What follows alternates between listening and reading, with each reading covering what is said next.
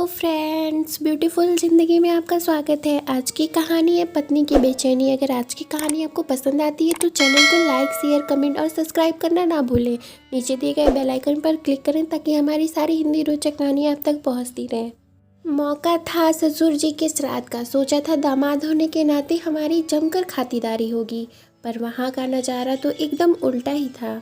जब थक हार कर मैं अपने घर पहुंचा तो पत्नी जी ने गर्मा गर्म पकौड़ों के साथ कॉफ़ी का प्याला हाथ में रख दिया। मुझे उन गर्म पकौड़ों में कोई साजिश और चाय की जगह दी जाने वाली कॉफ़ी में स्लो पॉइजन का अनुभव हुआ।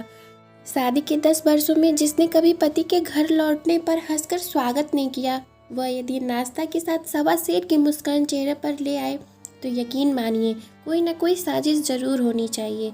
मैंने कांपते मन से पकौड़ा उठाया, कॉफ़ी के साथ मुंह में डाला और विचार कर ही रहा था कि पत्नी जी बम के रूप में कोई मांग हमारे ऊपर फेंकने वाली है। तब तक हमारा सारा अंदाज़ा गलत साबित हो गया।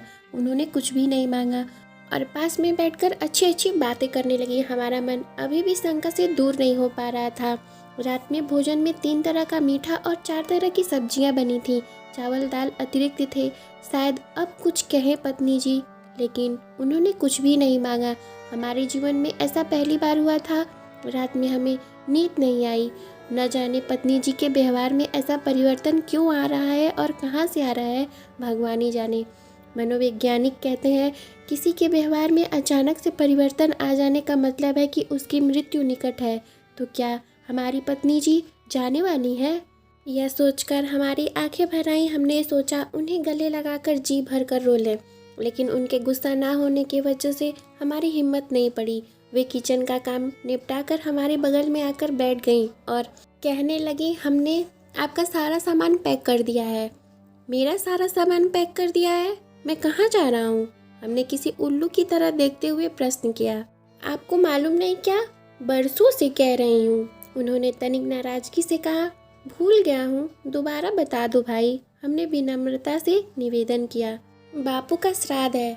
पूरा बरस बीत गया। कहते कहते उनकी आंखों से घड़ियाली आंसू बहने लगे। ओह, बापू जी का श्राद्ध है, हम तो भूल ही गए थे। कब निकलना है?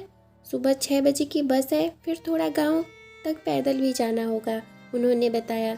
मैं ऑफिस में अभी फ़ोन करके छुट्टी को कह देता हूँ।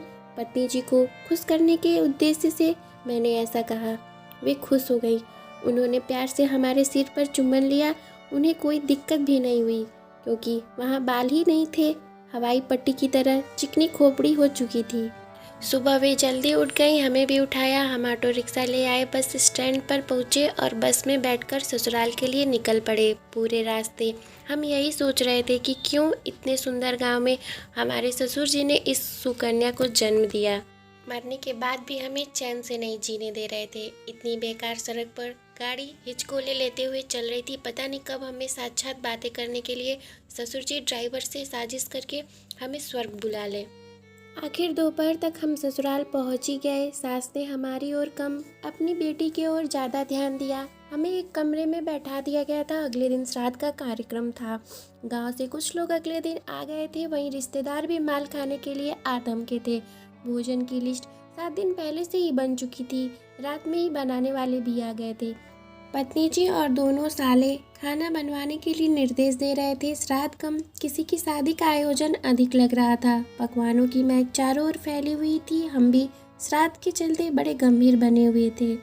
उधर पत्नी जी और उनकी भाभियां 16 श्रृंगार करके स्वर्ण आभूषणों से लदी हुई थीं। ऐसा लग रहा था जैसे वहाँ श्राद्ध ना होकर फैशन शो चल रहा हो। सास ने भी रेशम की साड़ी पहनी हुई, असली सफ़ेद मोती की माला व उसी से मेल खाते हुए अन्य जेवरात धारण करके रखे थे। आईब्रो और फेशियल, हेयर कलर 1-2 दिन पहले ही हो चुके थे। सच कहूँ, हमें अपनी पत्नी जी सास के सामने बूढ़ी लग रही थी और सास को ससुर जी देख लेते तो पुनः विवाह का प्रस्ताव रख देते। कार्यक्रम स्थल पर ससुर जी का फोटो रखा था। गांव मोहल्ले वाले गेंदे के फूलों को लाकर उनकी तस्वीर पर चढ़ा रहे थे। थोड़ी देर बाद पंडित जी आ गए। उन्होंने न जाने क्या क्या मंगवाई हुई सामग्री को रखा। होम हवन के बाद पूजा की थाली में सबने चंदा डाला। यह सब कार्यक्रम होते होते 1 बज गया था। सबको भूख लगाई थी। पंडित जी ने सास को आदेश दिया कि कौवे, गाय, कुत्ते के लिए भोजन की थालियां सजाओ। पितृपक्ष से सब आकर प्रसाद ग्रहण करेंगे। पत्नी जी ने 3 थालियों को सजा दिया था। पंडित जी ने थालियों की पूजा की और आदेश दिया कि इसे बाहर रख दिया जाए। जब कौवा प्रसाद ग्रहण कर लेगा तब भोजन प्रारंभ होगा। थाली तो सजाकर रख दी गई थी। कौवे को आने में समय भी नहीं लगा क्योंकि दूर एक मरा हुआ जानवर पड़ा था जिसके मांस चमड़ी का भोजन करते करते वह थक गया था। शायद इसलिए टेस्ट बदलने के लिए आ गया। हमने वहाँ खड़े एक व्यक्ति से प्रश्न किया, यह कौवा कौन है? मृत आत्मा इसमें रहती है, यानी पहलवान सिंह की आत्मा इसमें है। हमने ससुर जी का नाम लेकर प्रश्न किया। बिल्कुल 100% उसने समर्थन किया। तो क्या भैया यह कुछ देर पहले मरा जानवर खाने वाला कौवा हमारे ससुर जी हैं? उसने क्रोध से हमें देखा और चुप रहने का इशारा किया। दूसरी थाली कुत्ते के लिए थी। वहाँ कुत्ता तो नहीं आया लेकिन एक कुतिया जरूर आई। हमने मन ही मन विचार किया, ससुर जी का लिंग परिवर्तन हो गया क्या, जो कुतिया का रूप धारण कर लिया। सब रिश्तेदार खुश थे कि मृत आत्मा धड़ाधड़ प्रसाद ग्रहण कर रही थी। तीसरा चढ़ावा गाय का था। थाली रख दी गई थी। गाय को खोजा जाने लगा। गाय न थी, न जाने कहाँ चली गई थी। सब रिश्तेदार प्रतीक्षा कर रहे थे। बाहर थाली परोस कर रख दी गई थी। थोड़ी देर में छोटा साला दौड़ता हुआ अंदर आया। मम्मी जी क्या हुआ? हमने प्रश्न किया। बाहर थाली रखी थी ना, वो बाहर थाली जो रखी थी। अरे क्या हुआ? क्या गाय ने भी प्रसाद ग्रहण कर लिया? हमने प्रश्न किया। नहीं जीजाजी, उसने ठहर कर कहा। फिर क्या हुआ? वहाँ गाय की जगह एक गधा आकर थाली का प्रसाद ग्रहण कर रहा है। लो, अब तो भरभष्ट हो गया सब। हमारे मुंह से निकला। बाहर दौड़ लगाई हमने। सच में थाली में रखे गुलाब जामुन रसगुल्लों को गधा फटाफट निकल रहा था। पंडित जी ने घड़ी देखी और कहा, कोई बात नहीं यजमान, 4 पाँव वाला कोई भी जीव ग्रहण कर सकता है। सासू जी बड़ी लजाते शर्माते हुए जवान गधे को देख रही थीं। हम समझ गए थे हमारे ससुर जी गधा बनकर आए हुए हैं। अगर वे गधे नहीं होते तो ऐसी बुद्धिहीन स्त्री से विवाह करके ऐसी कन्या को जन्म नहीं देते जो हमारे गले पड़ी हुई है। हमने कुछ ना कहते हुए अपनी शर्माती हुई सास को देख रहे थे, जो गधे को थाली खाली करते हुए देख रही थी। हिंदू संस्कृति के प्रति हमारे मन में जो थोड़ी बहुत श्रद्धा थी वो भी समाप्त हो गई थी। गधे के भोजन करने के उपरांत सबको भोजन करने का परमिशन पंडित जी ने दे दिया और सब लोग खाने पर टूट पड़े। पंडित जी बहुत सारा पैसा और खाना कपड़ा बांधकर चलते बने। इस तरह हमारी पत्नी जी प्रेम श्रद्धा के साथ पिताजी का श्राद्ध करके हमारे साथ लौट आईं।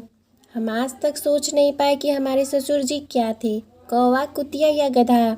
इसका उत्तर तो उनकी पत्नी यानी हमारी सास ही बता सकती हैं। हम तो कुछ बोलकर घर की शांति को बर्बाद नहीं करना चाहते। दोस्तों, आज की कहानी आपको कैसी लगी हमें कमेंट में ज़रूर बताइएगा। Thank you for watching. Please subscribe my channel. Bye bye friends.